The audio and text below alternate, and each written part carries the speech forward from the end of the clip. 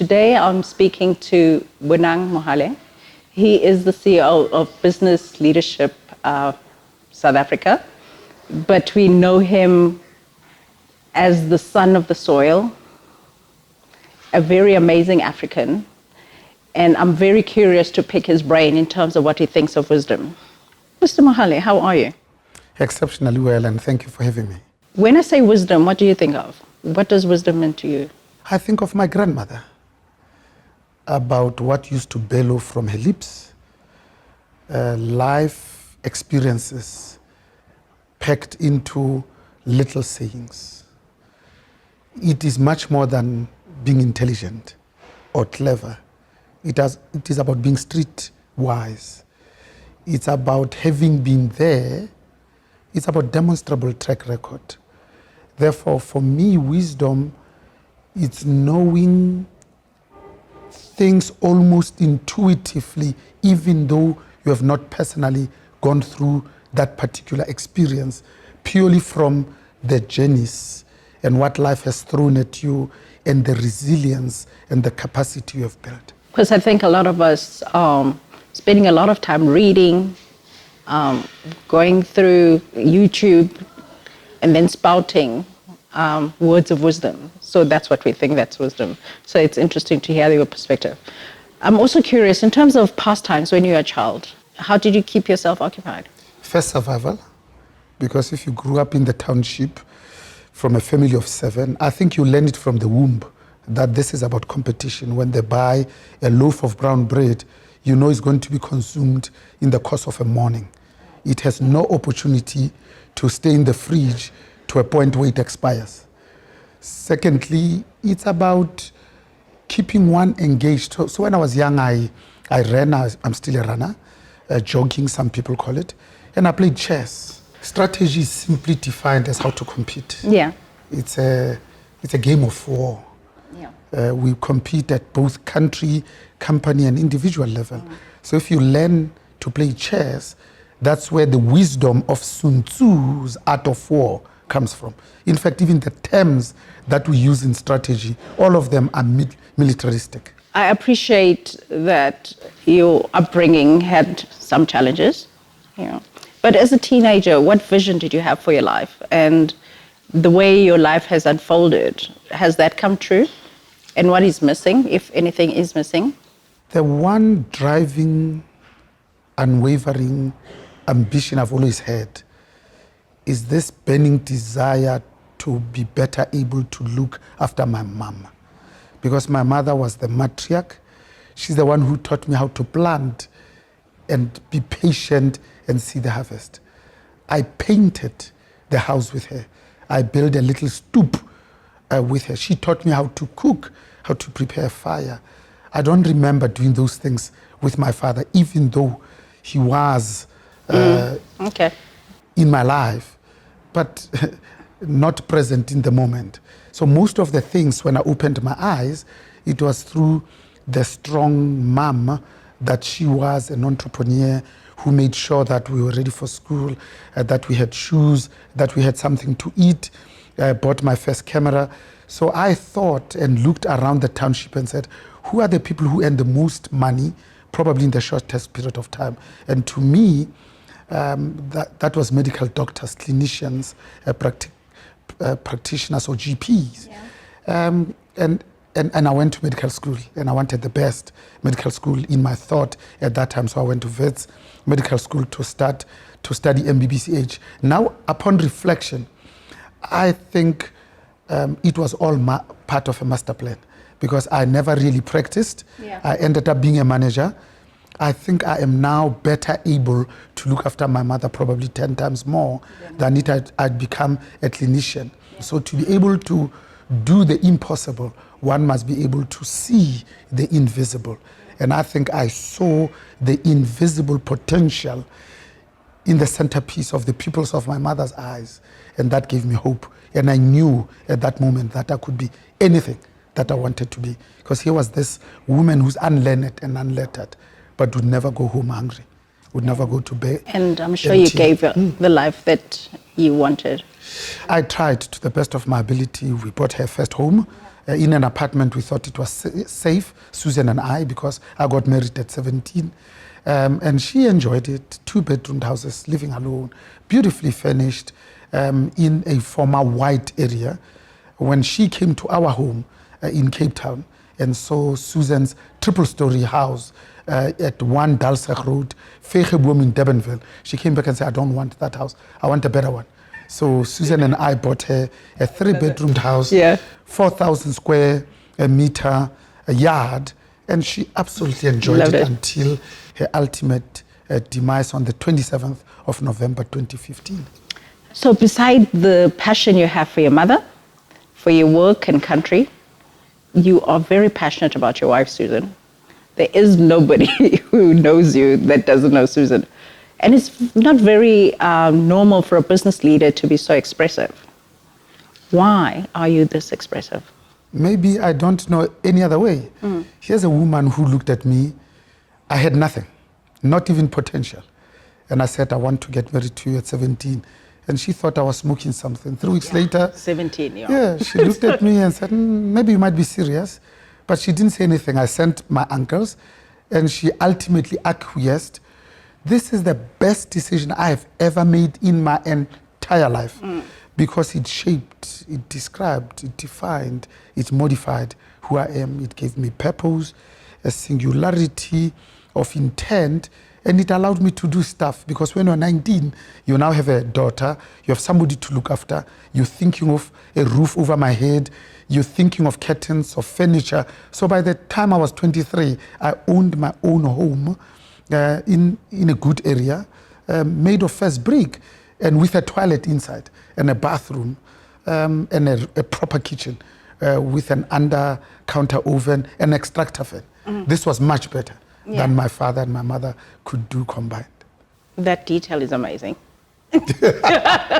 So that's why I think I'm very explicit about the fact that I'm eternally grateful to Susan. On the 24th of August, we celebrated our 37th wedding anniversary. I look at her and I say, I'm happy and you are married.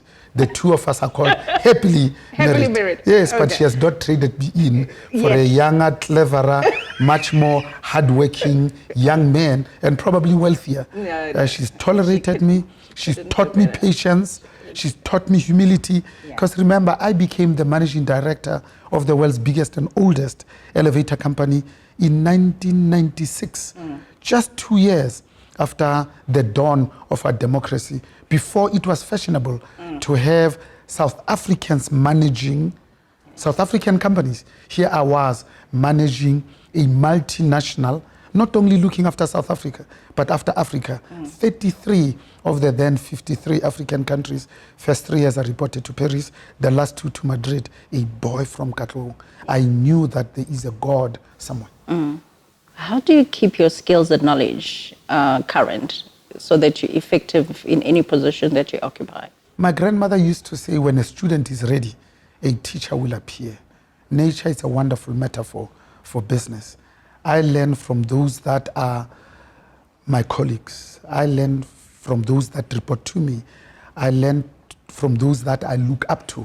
The Lord Maduke Ndlovu of this world, the Rule Khoza of this world, the Nkhumeleni Nemasferane.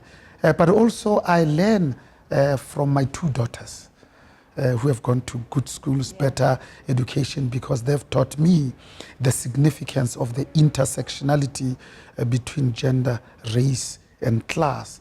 They've taught me that it cannot be true that all that God ever made was to make the male and female, that there's everything in between.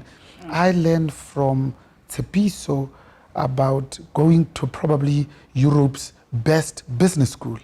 And she comes back with the humility of royalty, that the best amongst us lead with a heart of a servant.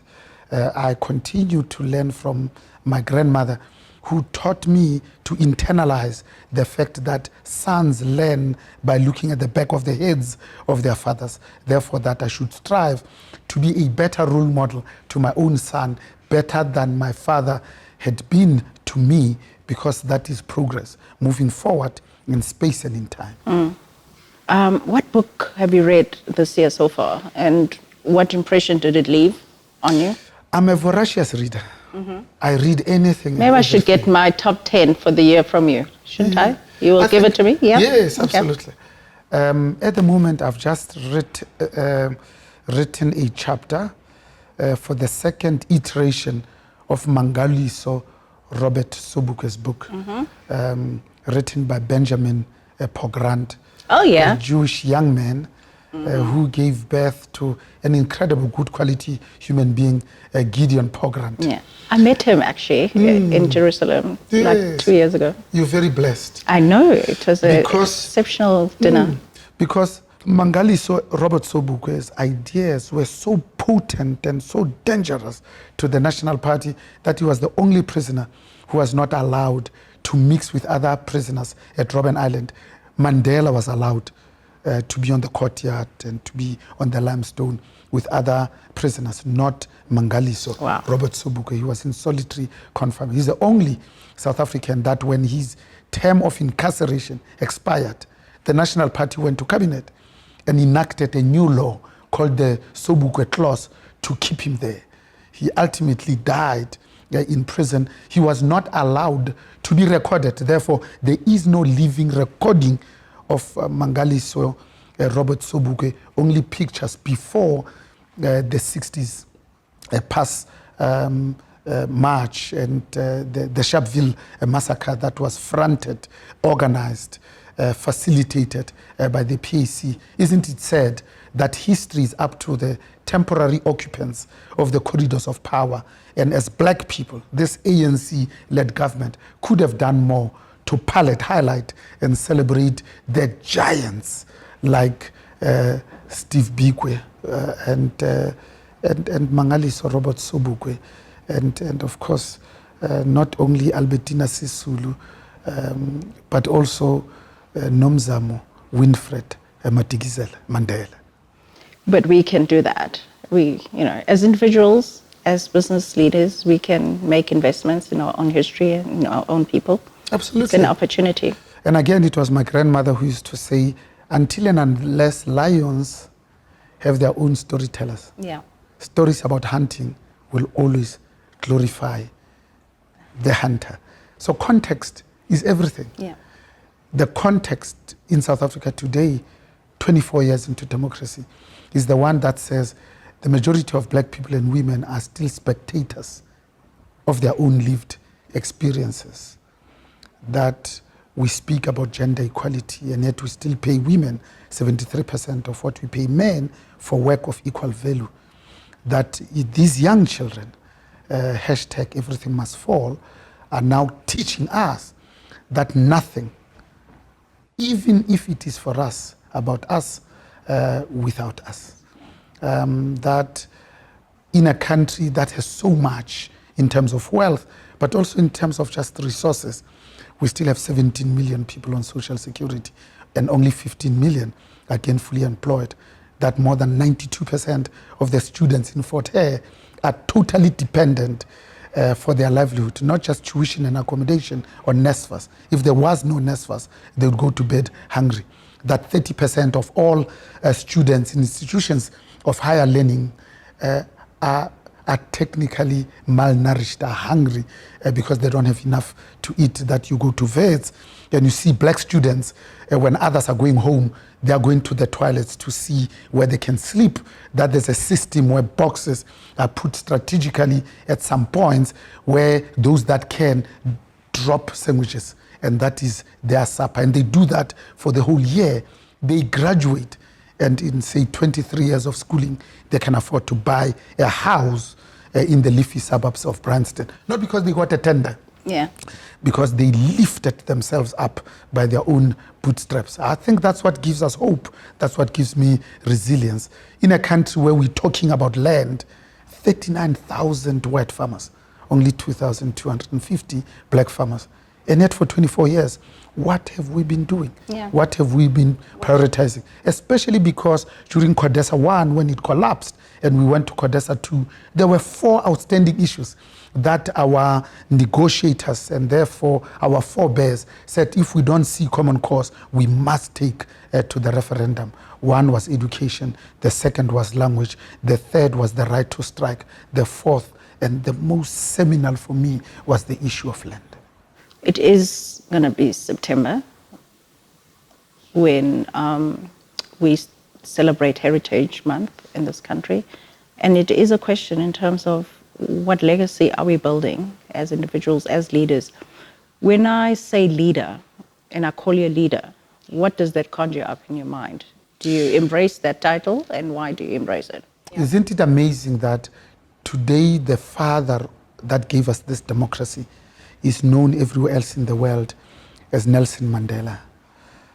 Cities are named after him, freedoms of most metropolitans have been given to him. There's a university, streets, etc.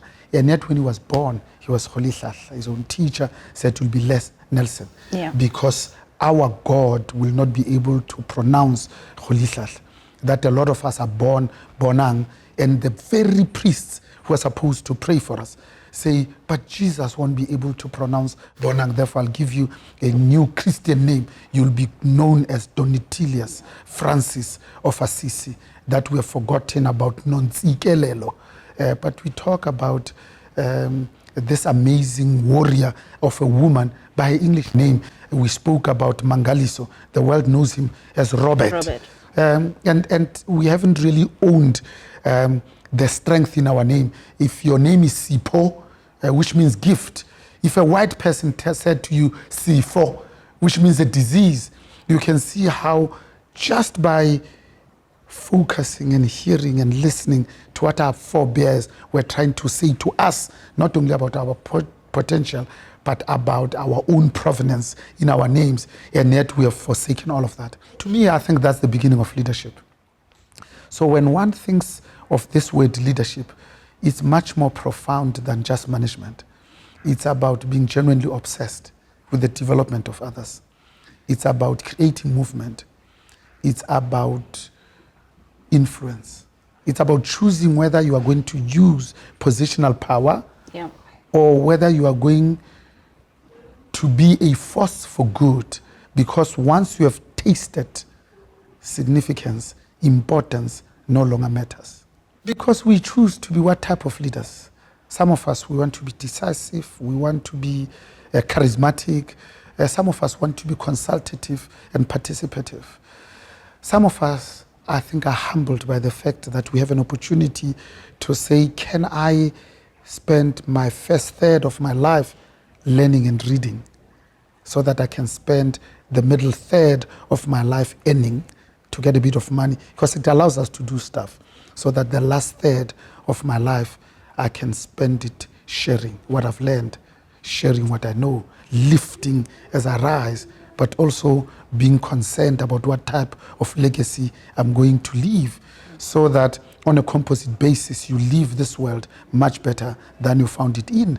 That the only impact you can have is with other human beings. It's about recognizing humanity in oneself before you can see it in others. And once you see it in others, you palette, highlight, and celebrate this, because there is indeed a miracle in every single solitary one of us. Because the Bible said we're all created equal in God's image. So how then can you say, I am a Christian, and still have supported apartheid for 350 years? Is there a behavior or a trait that you've seen in leaders that trip them up, that derail them? What is that behavior or trait, and how can you advise aspirant leaders not to fall foul of the same? For me, I think there's a little bit of science in how we apply leadership.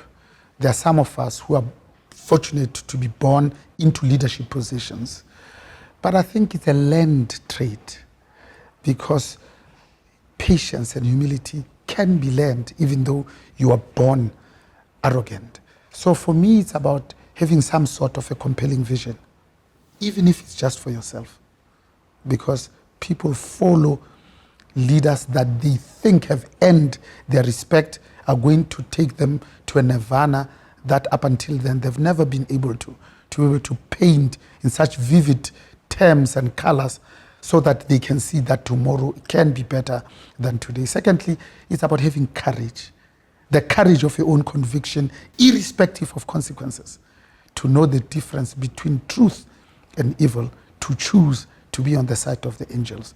And then lastly, it's about integrity. This is the one that is less sexy, and we don't speak about it that much. It's about living a life of wholesomeness. It's about wanting to do the right things, not just things right. It's about accepting and emboldening the fact that you have been in the presence of dignified greatness. And how then do you complement that greatness? Because all of us are an average of the company that we keep. Therefore, if you want to soar with eagles, why then do you graze with chickens?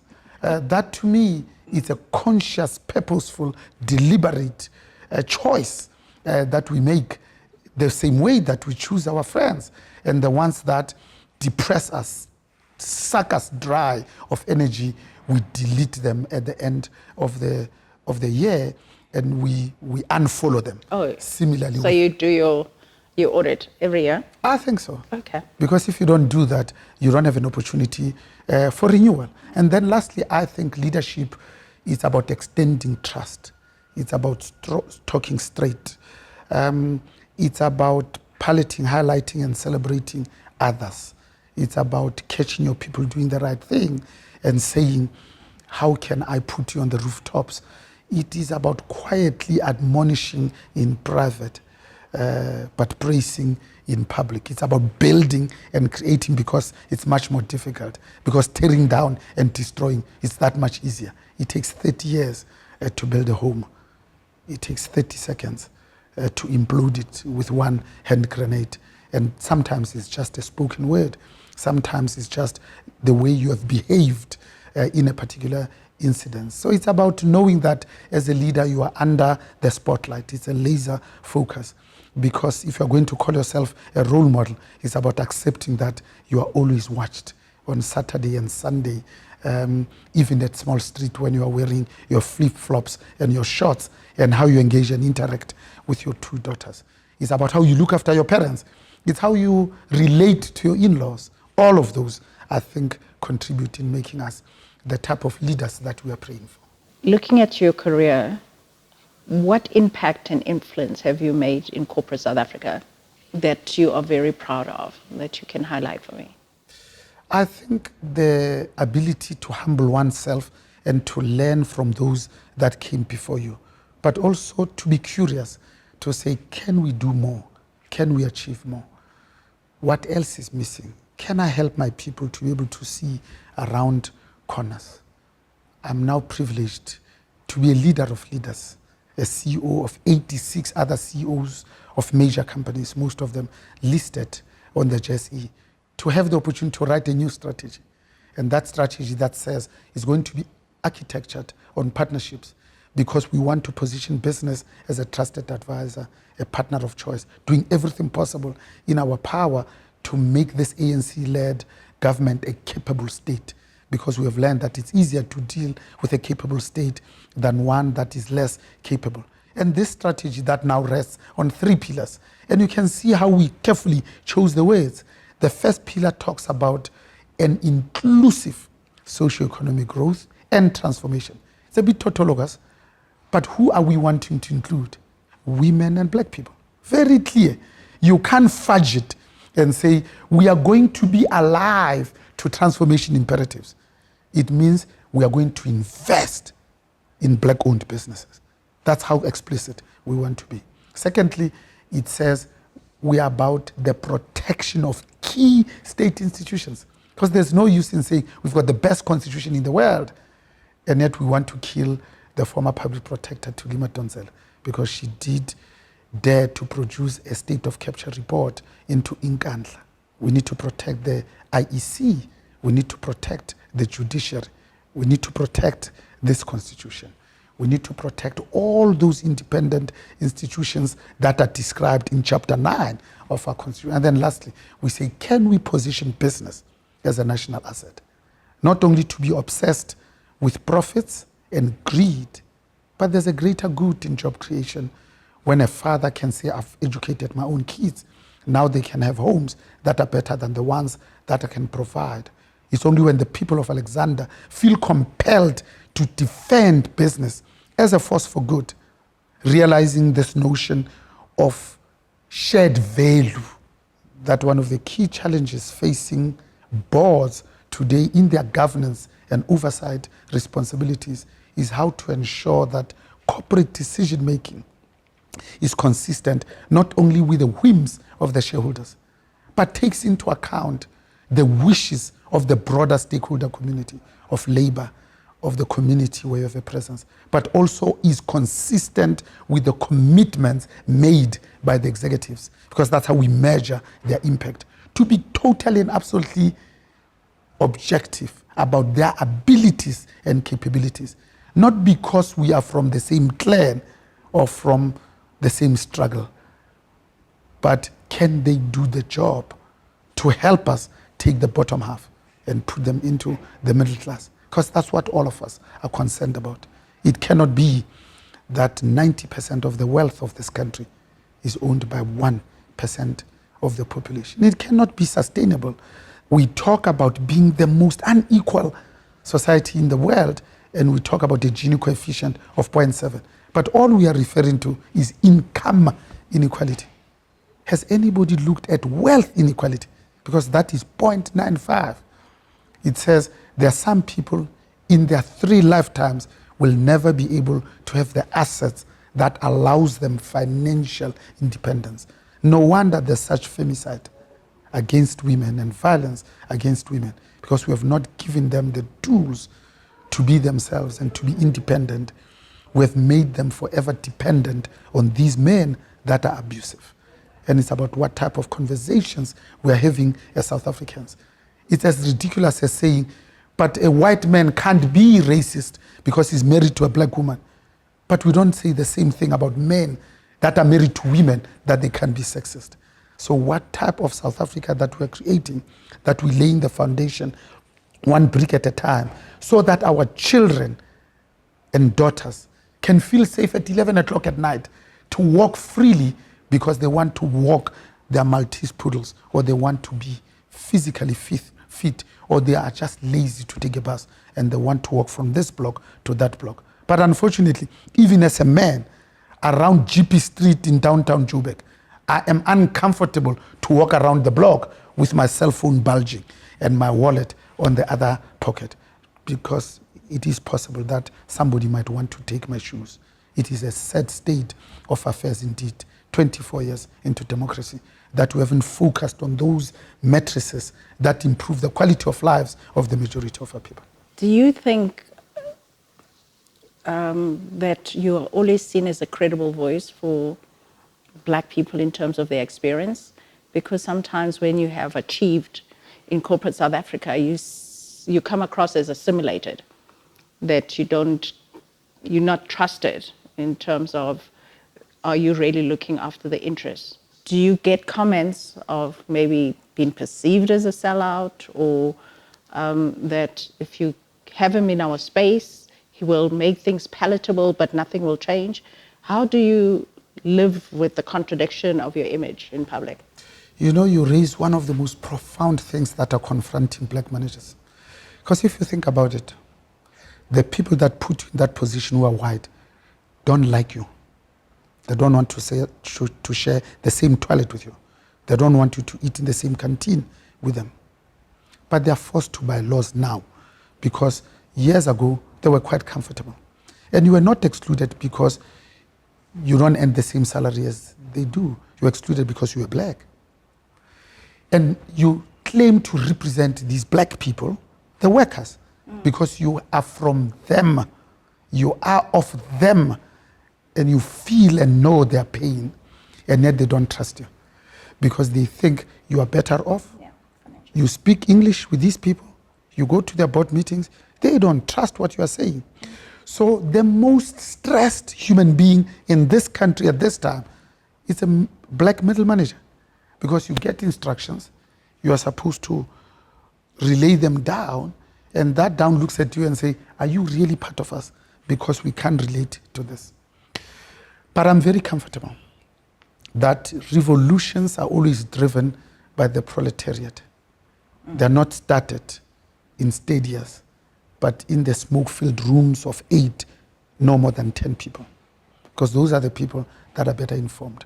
It's about palliating, highlighting, and celebrating the fact that we did go to school, we worked harder, we applied ourselves, and we graduated.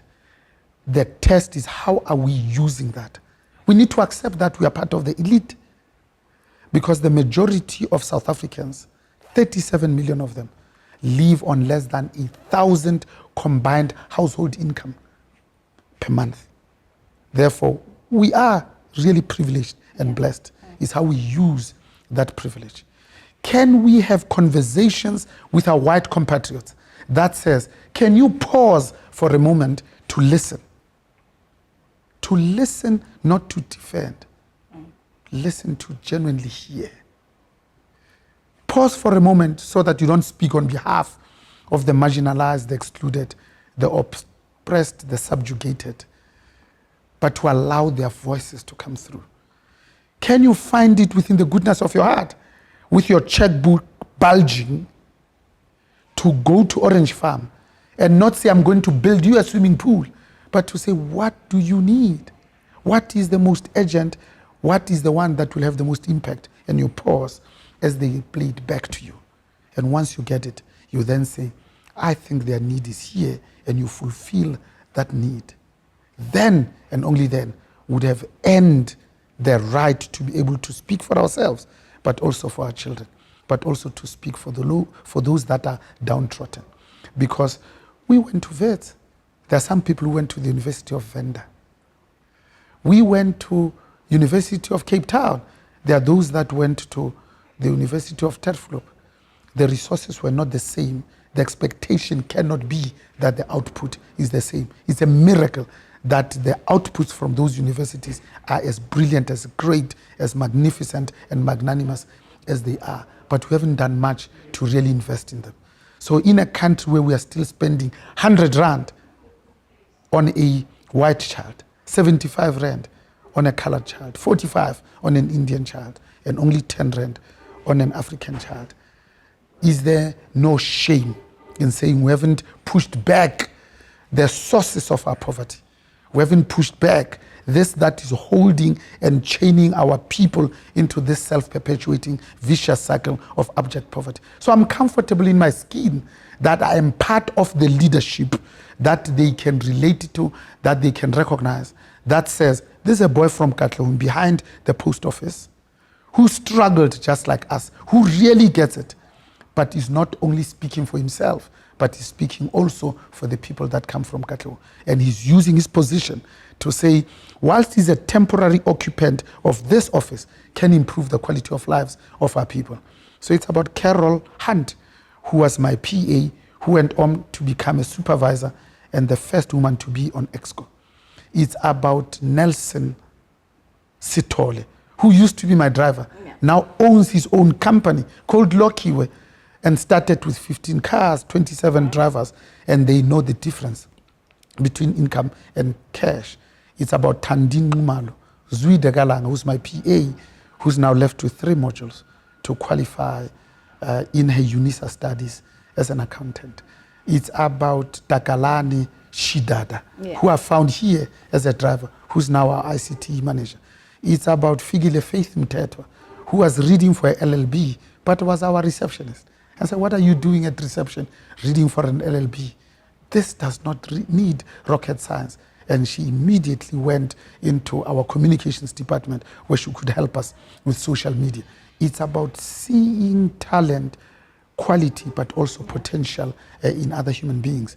That's what makes us to be relevant and to use our past experiences to really connect and genuinely connect, not to talk at, but to talk with, and to be able to listen. It's always amazing. Every environment you've been, you literally, we go to lunch, which we don't do often, like once every few years or whatever. You come with your driver, and the driver will be at the table When you came to Gibbs, where I'm running the board development series, you come with your driver. If I'm having leadership development programs, you come and they sit and they engage. I mean, that's an amazing, and that's the part that a camera doesn't focus on because nobody knows that's what you do. But I'd like to applaud you. We do, the ones that do interact with you, we see that and we really appreciate it. And it's for us to be inspired to do the same.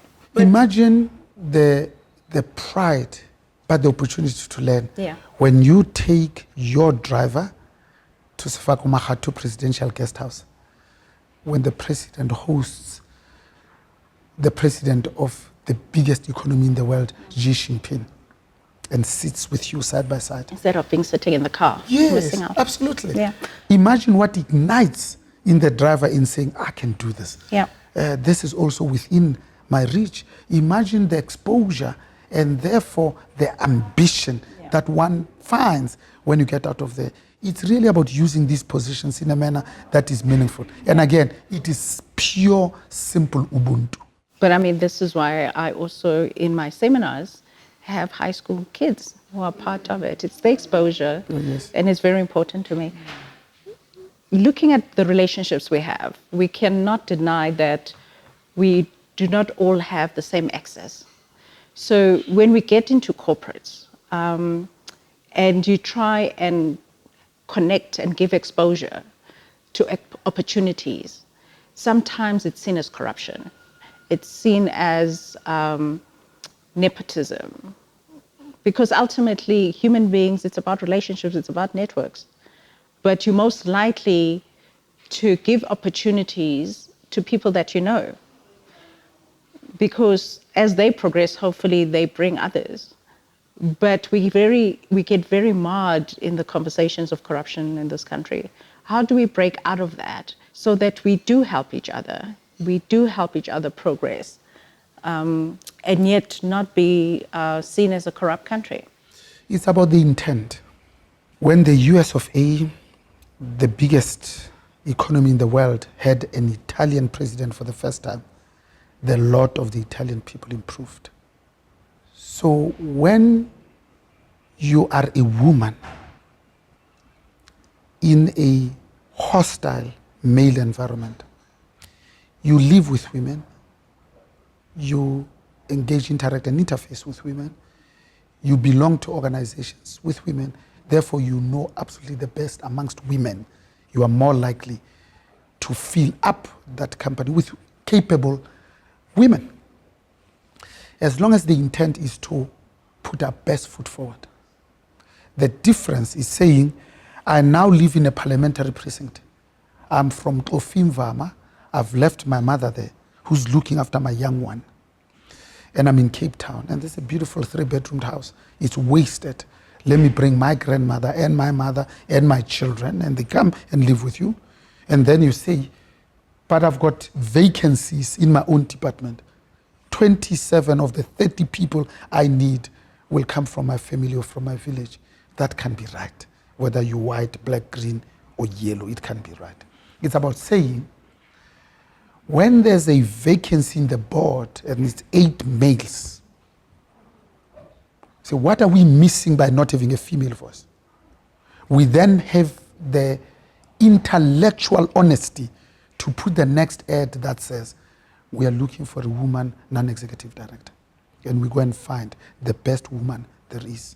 It's about being honest, about the fact that all of us were excluded on the basis that we are not white. Therefore, when we talk about inclusivity, we are really talking about including women and black people. Therefore, when you put an ad that says the black representations in positions of leadership has moved from 14.4% in 2017 to 14.3%, the wrong direction, in 2018, we need more black people. And you go out, you actively recruit and want to retain them. It's purposeful, it's deliberate, it's conscious. It's what chapter 5 of the Constitution promises us under equality before the law, that it shall not preclude mergers whose intention is the amelioration of the conditions of people from disadvantaged positions. It's about saying, we know that when you put a smartphone in the hands of women, not only does the health, nutrition, and the education of their own children improve, but that of society and the community. That when women's penetration into the economy is 10 percentage points, that the gross national product goes up by 2 percentage points. Therefore, going out to look out for the best woman there is. Not my aunt, not my niece, but the best woman there is. Not but the person you that also went to have the a struggle. connection with somebody. Oh, yes. And that can still be perceived as corruption. But in closing, because I know you have a full day in front of you, and thank you for the time. In closing, what words of wisdom would you like to share with South Africans in the world? Just something to inspire us as we conclude 2018, because it's almost the end. Things that you would like us to remember you by. Maybe just one thought on education. Yeah. Because Rolihlahla Nelson Mandela said, it's the only sustainable way in which we can pull ourselves out of this quagmire. To say we are the only country out of the 54 African countries, from 1957's Kwame Nkrumah's Ghana, all of them focused on education. 10 years later, 80% literacy rates. South Africa is the only one that 20 years into democracy, we found education here and we took it there. That's sad, that's tragic, that's regrettable, because when one steadily burns the midnight oil, one gains access to the domain of knowledge and wisdom, the world of meaning, the world that cannot be conquered without a persistent crusade. Let's put all our time, energy, and effort and money into education. The 17 million on social security will become zero. Yeah. The 5.9 million young people, able-bodied, most of them graduates, that are looking for work, will all be gainfully employed. Because it all starts with ethical leadership that gives us good policies, which then allows us the opportunity to attract and retain foreign direct investment so that the economy grows and jobs are a logical outcome. Nobody wakes up in the morning to say, I'm going to create jobs. Everybody wakes up in the morning to say, can I meet the unfulfilled needs from the market inside? If you do that, you name your price. And let's focus on STEM education. That's very important. Exactly. Thank you so much, Bonang. It was a pleasure, as always, to talk to you. I hope you enjoyed this installment of Wisdom Personified, Conversations with Dudu Msomi. Until next time.